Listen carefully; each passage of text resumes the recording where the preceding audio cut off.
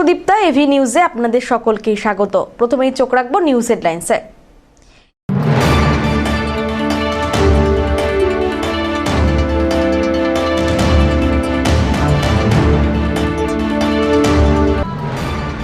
ঘটনার 2 সপ্তাহ পরেও অধরা কৃষ্ণদাস গ্রেফতার, ঘনিষ্ঠ সহযোগী চিরঞ্জিত পণ্ডিত।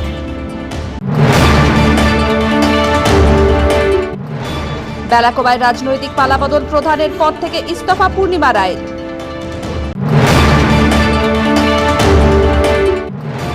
জলপাইগুড়িতে বিজেপির বিজয় মিছিল, সাধারণ মানুষকে লাড্ডু খাইয়ে শুভেচ্ছা আনন্দ দেব অধিকারীর।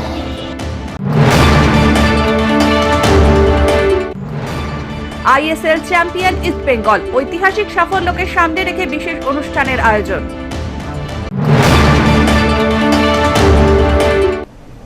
এবার আসছে বিস্তারিত সংবাদে।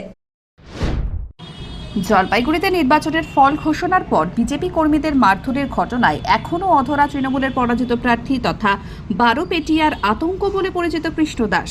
এবার তাকে ধরতে তৎপর পুলিশ গ্রেফতার করল তার অত্যন্ত ঘনিষ্ঠ সহযোগী চিরঞ্জিত পণ্ডিতকে। গত 5ই অক্টোবর নির্বাচনের ফল প্রকাশের পরদিন কৃষ্ণদাসের বিরুদ্ধে বিজেপি কর্মীদের ওপর হামলার অভিযোগ ওঠে। এই ঘটনায় কৃষ্ণদাস সহ মোট 36 জনের বিরুদ্ধে অভিযোগ দায়ের হয়। অভিযোগের পর থেকেই পরিবার নিয়ে গা ঢাকা দেয় কৃষ্ণ। একই সঙ্গে পালিয়ে যায় তার একাধিক ঘনিষ্ঠ সহযোগীরাও। এই মামলায় ইতিমধ্যেই 7 জনকে গ্রেফতার করেছিল জলপাইগুড়ি কোতোয়ালি থানার পুলিশ। এবার পুলিশের জালে ধরা পড়ল চিরঞ্জিত পণ্ডিত। পুলিশ সূত্রে খবর, তাকে জেরা করে কৃষ্ণদাসের অবস্থান জানার চেষ্টা চলছে। তবে এদিন ধৃত চিরঞ্জিত পণ্ডিতকে আদালতে তোলা হয়। পিনাকি শিলের রিপোর্ট, এভি নিউজ।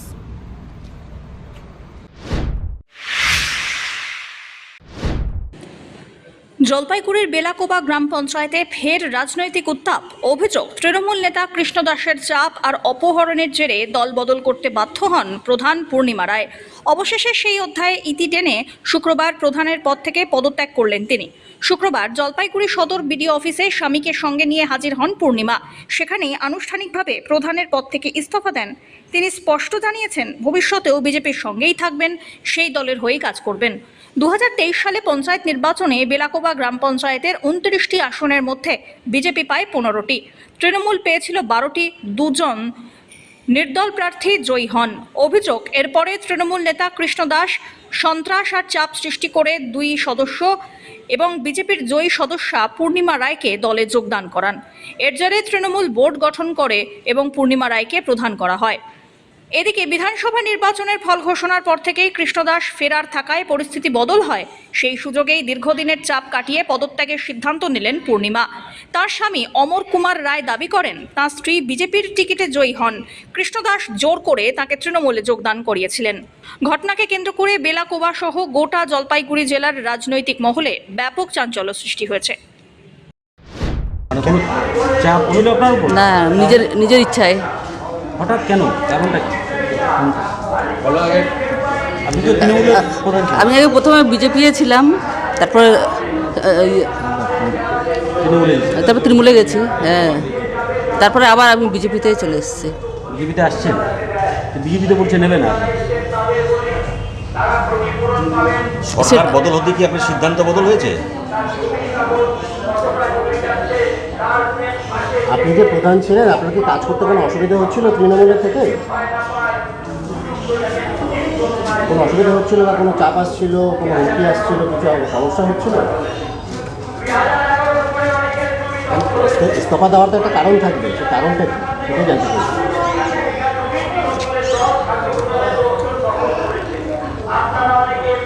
কোনো সমস্যা বা কোনো দুর্নীতি কি সামনে দেখতে পেয়েছেন, এটার জন্য ভয় হচ্ছে বা ইনকোয়ারি হতে পারে, এরকম কিছু না? তাহলে কি কারণে মূলত পদত্যাগ? আপনি কারণটা কি? কারণ তো নিশ্চয়ই থাকবে একটা, এই কারণে আপনি পদত্যাগ করছেন।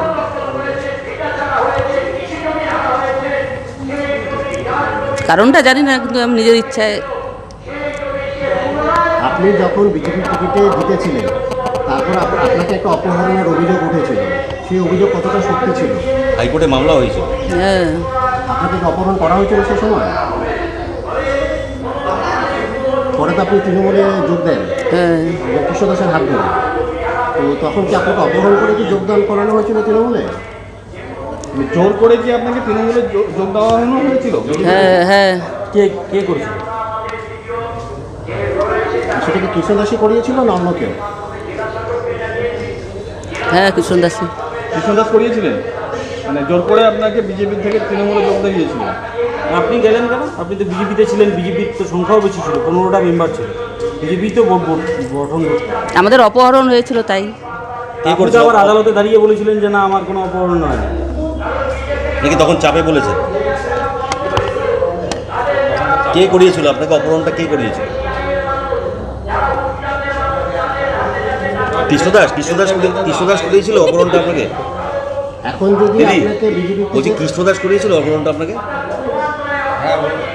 হ্যাঁ টিএমসি নেতাই ছিলেন। কে টিমসিতে কে ছিল? কৃষ্ণদাস? হ্যাঁ ক্ষমতায় আসে আমাদের বোর্ড 15 জনের তো আমাদের আগেই ছিল, তো আমাকে নিয়ে যাওয়ার পরে আমাদের বোর্ড গঠন হয় নাই, তো এই কারণে এখন আবার আমরা বিজেপি জিতার পরে আমরা নিজের জায়গা নিজেই আসতে চাই। উনি নিজেই আসতে চান। বিজেপির উচ্চ নেতৃত্ব বলছে তো কাউকে নেওয়া হবে। নেবে না, তখন দেখা যাবে নেবে। এখন তো স্ব ইচ্ছা প্রধানিটা ছাড়ে দিল, দলের আমরা কথা বলে সিদ্ধান্ত নেওয়া হয়েছিল। কি সিদ্ধান্ত নিলেন আজকে? ওই প্রধান থেকে ইস্তফা দেওয়ার। উনি কে হন? আমার স্ত্রী। তখন তো আপনি অভিযোগ করেছিলেন যে ওনাকে অপহরণ করা হয়েছে। এই অপহরণের পিছনে কে ছিল তখন সেই সময়? তখন দাস ছিল, হ্যাঁ কি কৃষ্ণ দাস ছিল। মানে জোর করে আপনাদেরকে অপহরণ করে তৃণমূলে যোগদান করিয়েছিল। আজকে কি সেই সময় কি ভয় পেয়েছিলেন? ভয় তো লাগবে। আজকে কি সেই ভয়টা কেটেছে? ভয় হ্যাঁ এখন তো। আপনারা কি তৃণমূল থেকেও সরে যাচ্ছেন তাহলে এখন? হ্যাঁ তৃণমূলে তো ছিলামই না, আমাদের সার্টিফিকেট তো বিজেপির থেকেই। কিন্তু এই বিজেপির যারা উচ্চ নেতৃত্ব তারা বলেছেন যে এই মুহূর্তে কোনো দল ত্যাগের লোককে নেওয়া হবে না। আমি তো জয়েনিং করতেছি না, আমি তো মানে টিএমসিটাকে ছাড়তেছি, বিজেপি আমার সার্টিফিকেট তো বিজেপি দিয়েছে। এবার পঞ্চায়েতটা কী হবে? পঞ্চায়েত কি কার দখলে থাকবে তাহলে? পঞ্চায়েত তো এখন বিজেপির দখলেই থাকবে। এখন তো সংখ্যাগরিষ্ঠ তো বিজেপির হয়ে গেল 15টা। না নির্দলটা কার পক্ষে আছে? এখন তো আপাতত টিএমসির পক্ষে আছে। তাহলে কি ওখানে কি আপনারা অনাস্থা আনবেন বা কিছু করার কথা ভাবছেন না আপনারা? অনাস্থা তো আসবেই। বলছি যে কৃষ্ণদাস কোথায় এখন? এটা বলতে পারলাম না, কন্ট্যাক্ট নেই। কৃষ্ণদাস ফেরার বলেই কি আপনার সাহস হলো নাকি? তখন ফেরার এটা তো হয়, কেউ যদি দুষ্কৃতির লোক যদি সামনে না থাকে তারপর তো একটা সাহস তো বাড়বেই। ধীমান রায়ের রিপোর্ট।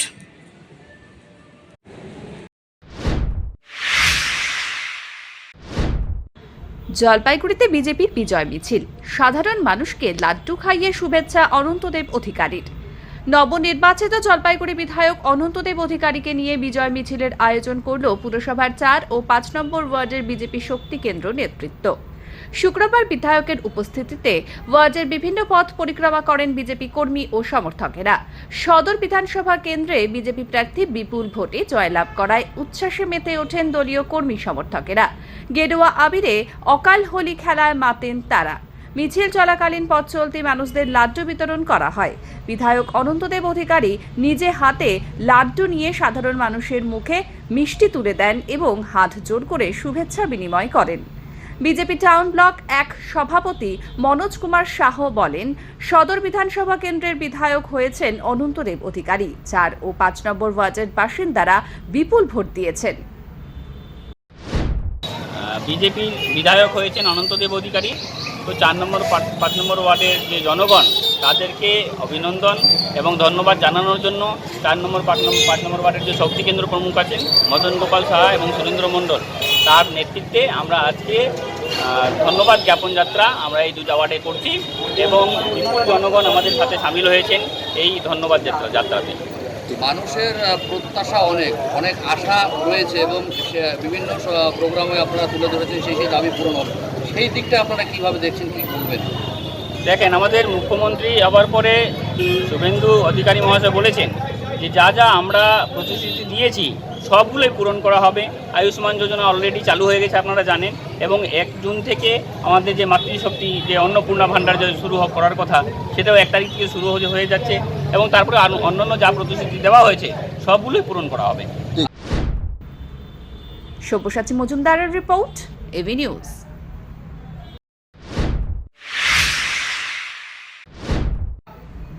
একাধিক দাবিকে সামনে রেখে শুক্রবার সিপিআইএম জলপাইগুড়ি সদর সমষ্টি উন্নয়ন আধিকারিকের কার্যালয়ে বিক্ষোভ ও ডেপুটেশন কর্মসূচি পালন করে। এদিন মিছিল করে বিডিও অফিস চত্বরে পৌঁছন দলের নেতা কর্মীরা। সেখানে বিক্ষোভ দেখিয়ে প্রশাসনের হাতে স্মারকলিপিও তুলে দেওয়া হয়। বিক্ষোভকারীদের মূল দাবিগুলির মধ্যে ছিল দ্রুত এসআইআর এর কাজ সম্পূর্ণ করে বৈধ ভোটারদের নাম ভোটার তালিকায় অন্তর্ভুক্ত করা, পশুপালন ও পশু নির্ভর কর্মক্ষেত্র ধ্বংস না করা, প্রাকৃতিক দুর্যোগে ক্ষতিগ্রস্তদের উপযুক্ত ক্ষতিপূরণ প্রদান এবং সীমান্তবর্তী এলাকার জমি ও জরিপ ও বেড়া দেওয়ার কাজ দ্রুত শেষ করা। দলের অভিযোগ, দীর্ঘদিন ধরে একাধিক গুরুত্বপূর্ণ সমস্যার সমাধান না হওয়ায় সাধারণ মানুষ চরম ভোগান্তির শিকার হচ্ছেন। তাই দ্রুত প্রশাসনিক হস্তক্ষেপের দাবিতেই এই আন্দোলন কর্মসূচি নেওয়া হয়েছে বলে জানান নেতৃত্ব। এদিনের কর্মসূচিতে দলের বহু নেতা ও কর্মী অংশগ্রহণ করেন। এসআইআরের কাজ শেষ না করেই যারা নির্বাচন কমিশনের দায়িত্বে ছিলেন দুইজন মাথা, এরা সরকারের সাথে যুক্ত হয়ে গিয়েছে। 27 লক্ষ মানুষের নাম নেই, ভোটারের নাম নেই, বৈধ ভোটারের নাম নেই। জলপাইগুড়ি জেলায় 1,33,000 বৈধ ভোটারের নাম নেই। ফলে দ্রুত এই বৈধ ভোটারদের নাম তালিকাভুক্ত করতে হবে। এই দায়িত্ব নির্বাচন কমিশনকে, এই দায়িত্ব জেলা প্রশাসনকে, ব্লক প্রশাসনকে নিতে হবে। আমাদের দেশে কৃষির পরে জীবিকার প্রধান হচ্ছে পশুপালন করে জীবিকা নির্বাহ করে, এটা আপনারা জানেন। বলে আমাদের যা জনজাতিগত অবস্থান তার 60 থেকে 70% লোক তারা হচ্ছে পশুপালনটাকে জীবিকা হিসেবে, বিকল্প আয়ের ব্যবস্থা হিসেবে নিয়েছে। কিন্তু হঠাৎ করে কর্পোরেটের হাতে, বৃহৎ ব্যবসায়ীদের হাতে এই পশুপালনটাকে তুলে দেওয়ার জন্য কৃষি বিল এনেছিল, কৃষিটাকে কর্পোরেট হাতে তুলে দিবে, এবার পশুপালনটাকে তুলে দিবে হচ্ছে বৃহৎ ব্যবসায়ীদের হাতে। ফলে একটা নিষেধাজ্ঞা এনেছে, যার ফলে যারা ক্ষুদ্র ক্ষুদ্র মানুষ, যারা ক্ষুদ্র আয়ের মানুষ, স্বল্প আয়ের মানুষ, যারা পশুপালন করতেন তাদের উপরে আঘাত এনেছে। আমাদের কথা পরিষ্কার যে গ্রাম বাংলায় যে পশু চিকিৎসা কেন্দ্রগুলো রয়েছে সেটা খুলতে হবে। আর পশুপালনের ক্ষেত্রে সরকারি উদ্যোগে পশুপালনের আইনমতো যে ব্যবস্থা নেওয়ার সেটা নিতে হবে, কোনো বেআইনি ব্যবস্থা নেওয়া যাবে না। 1950 সালের আইনে যা বলা হয়েছে 12 নং ধারায় তা উপেক্ষা করা যাবে না। ফলে কোনো কর্পোরেট স্বার্থে পশুপালনের ক্ষেত্রে কোনো নিষেধাজ্ঞা আনা যাবে না, এটা ওনাকে আমরা বলতে এসেছি। আমাদের মানিকগঞ্জ এরিয়ায় এখন অনেক মানুষ আছে যারা হচ্ছে জমির যে জরিপের কাজ শেষ হয়নি, তারা তাদের খতিয়ান পাননি। 2011-র পরে তৃণমূলের যারা মাফিয়া তারা অনেক মানুষকে ভিটাহারা করেছে, জমিহারা করেছে। 2011-র পরে যেসব মাফিয়া, তৃণমূলের শাসক দলের মাফিয়া ভিটা ছাড়া করেছে, জমিহারা করেছে। ফলে জমিহারা, ভিটাহারাদের পুনরায় ওই জমিতে আনতে হবে, এনে তাদের জরিপ করে দিতে হবে। আর সীমান্ত এলাকায় কাঁটাতারের বেড়া দেওয়া হবে, কিন্তু যার জমির উপর দিয়ে যাবে তাকে উপযুক্ত ক্ষতিপূরণটাও দিতে হবে। ধীমান রায়ের রিপোর্ট, এবি নিউজ।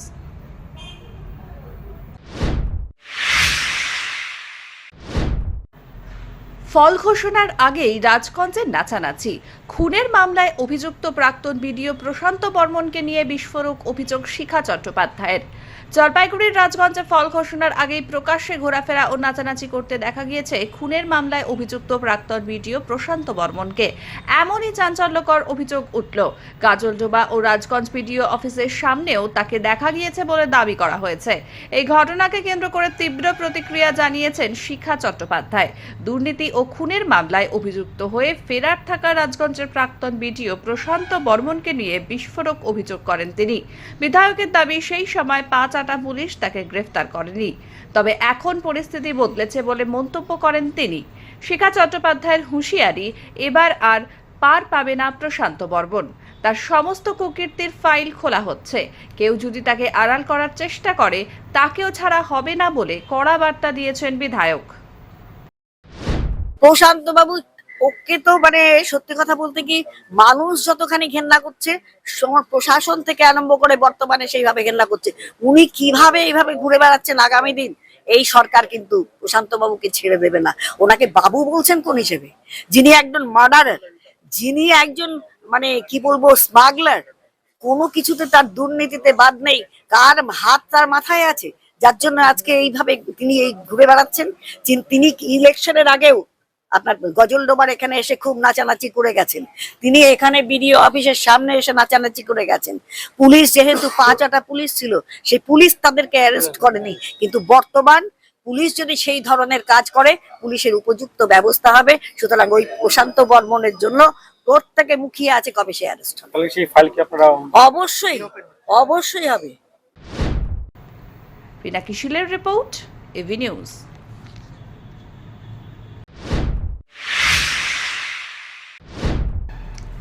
শিলিগুড়ি ৩১ নম্বর ওয়ার্ডের অন্তর্গত নৌকাঘাট এলাকায় মহানন্দা নদীর চরে এক যুবকের দেহ উদ্ধারকে ঘিরে শুক্রবার সকালে ব্যাপক চাঞ্চল্যের সৃষ্টি হয়। স্থানীয় বাসিন্দা গোবিন্দ দাস জানান, সকালে নদীর চরে হাঁটতে গিয়ে জঙ্গলের মধ্যে তিনি দেহটি দেখতে পান। এরপর কিছুটা দূরে থাকা একটি মন্দিরে গিয়ে পুলিশকে খবর দেওয়া হয়। খবর পেয়ে দ্রুত ঘটনাস্থলে পৌঁছয় এনজেপি থানার পুলিশ আধিকারিকরা এলাকায় উপস্থিত বাসিন্দাদের সঙ্গে কথা বলে ঘটনার তদন্ত শুরু করেছেন। পুলিশ দেহটি উদ্ধার করে ময়না তদন্তের জন্য উত্তরবঙ্গ মেডিকেল কলেজ ও হাসপাতালে পাঠিয়েছে। ঘটনার প্রকৃত কারণ জানতে তদন্ত চালাচ্ছে পুলিশ। কি হয়েছে কি, সকালে আমি ওইখান থেকে নদী থেকে হেঁটে হাঁটার জন্য আসছিলাম এদিকে, আসার পর এদিকে যখন যাচ্ছি তখন আমার সাথে আরেকজন লোক ছিল, এই নৌকাঘাটের একজন। উনাকে আমি এখানে দেখলাম, বললাম এখানে কি প্রয়োজন পড়ে আছে একটা। আমি ওখান থেকে দেখলাম, তো ওই দূর থেকে দেখলাম, তো লোকটা আমার সাথেই ছিল। আমি লোকটা ওখানে কাকা দাও ওখানে একটা কি জন্য পড়ে আছে, দুজন মিলে আসলাম, দেখে একটা বডি। সঙ্গে সঙ্গে আমি রাস্তা থেকে ওখানে উপরে ওখানে একটা লোক বসেছিল বয়স্ক, ওনার কাছ থেকে গিয়ে আরও দুটো ছেলের কাছ থেকে কথা বলে মোবাইলটা নিয়ে 100-এ ফোন লাগালাম। 100 এই অবস্থায় এরকমই ছিল। আমি এখান থেকে দূরে থেকে দিয়ে দেখে এরকমই অবস্থা দেখেছি আমি ওকে। আচ্ছা, উনি এরকম মানে জামা কাপড় খোলা অবস্থায় এভাবে পড়েছিল, হ্যাঁ এভাবেই পড়েছিল। আমি অতটা দূর থেকে, ওই ছেলেটা আসছে অত দূর থেকে দেখেই আমি ওখান থেকে বাইরে চলে গেছি। অমিত বণিকের রিপোর্ট, এভি নিউজ।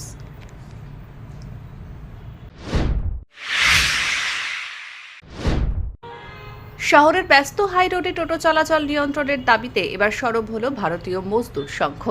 গতকাল রাতে সংগঠনের সদস্যরা একত্রিত হয়ে জলপাইগুড়ি কোতোয়ালি থানায় যান এবং বিভিন্ন দাবি দাওয়া নিয়ে পুলিশের সঙ্গে আলোচনা করেন।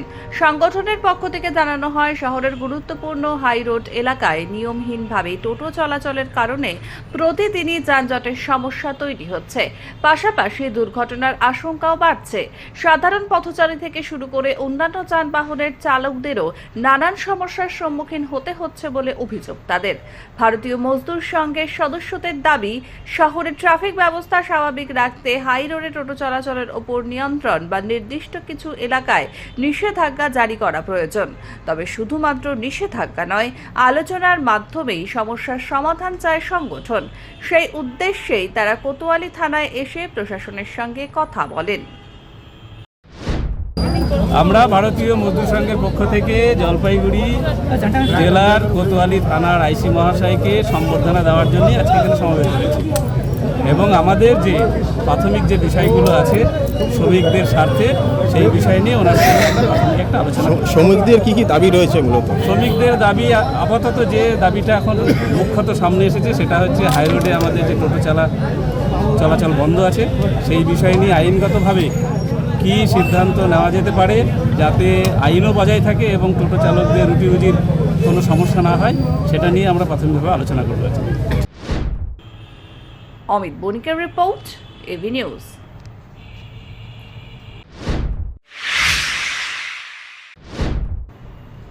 সময়ের আগেই বাজারে দেখা মিলছে পাকা হলুদ আমের। বাইরের রাজ্য থেকে আসা এই আম এখন উত্তরবঙ্গের বিভিন্ন বাজারে ব্যাপক চাহিদা তৈরি করেছে।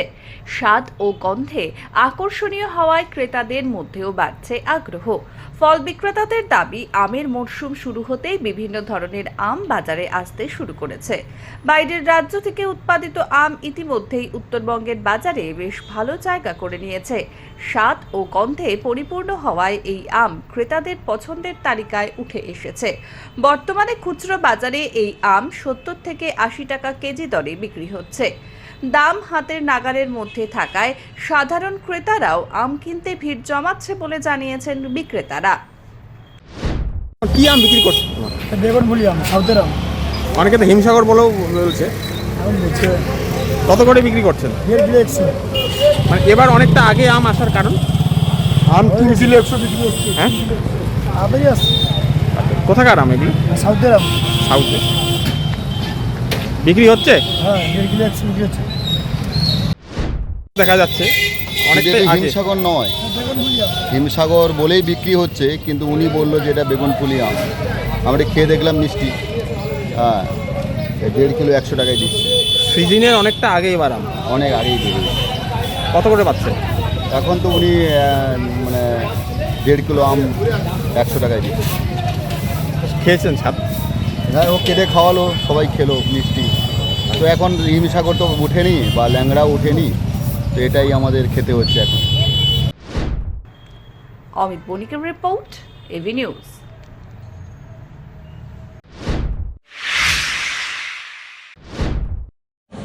দীর্ঘ প্রায় 22 বছরের খরা কাটিয়ে আইএসএল চ্যাম্পিয়ন হলো ইস্ট বেঙ্গল এফসি।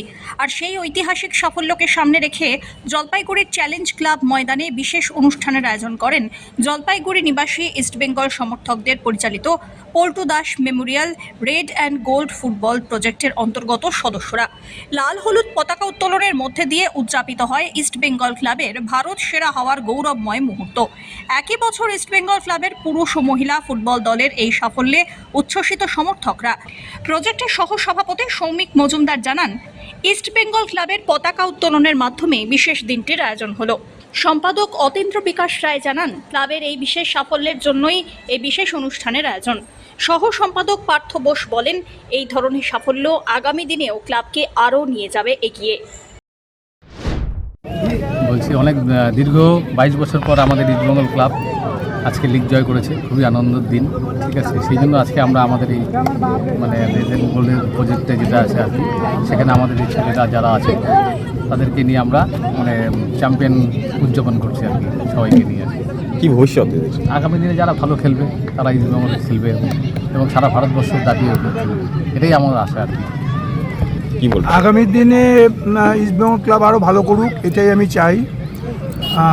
আমার মনে হয় সামনের বার এই যে এইবার যে সাফল্য, এটা সামনের বার এটা প্রতিফলিত হয়ে টিম আরও ভালো খেলবে বলেই আমার আশা। আমি চাই বর্তমান যে কোচ সে আছে সেই থাকুক, চাই তবে ক্লাব যা সিদ্ধান্ত নেবে সেভাবেই চলবে। আজ খুবই আনন্দ হচ্ছে, যার জন্য এই বয়সেও আসলাম আমি। অমিত বণিকের রিপোর্ট।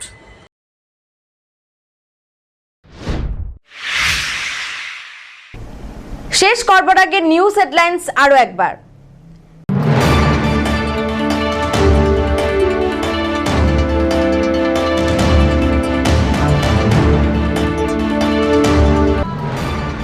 ঘটনার 2 সপ্তাহ পরেও অধরা কৃষ্ণ দাস গ্রেফতার, ঘনিষ্ঠ সহযোগী চিরঞ্জিত পণ্ডিত।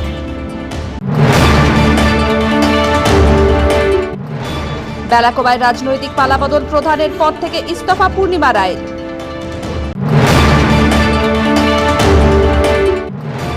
জলপাইগুড়িতে বিজেপির বিজয় মিছিল, সাধারণ মানুষকে লাড্ডু খাইয়ে শুভেচ্ছা আনন্দ দেব অধিকারী।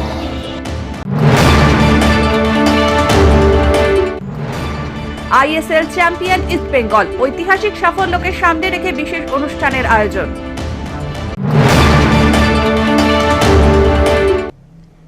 এখনকার মতন এভি নিউজ এ পর্যন্তই। পরবর্তীতে আসছি আরো সংবাদ নিয়ে, দেখতে থাকুন আমার ভিশন। নমস্কার।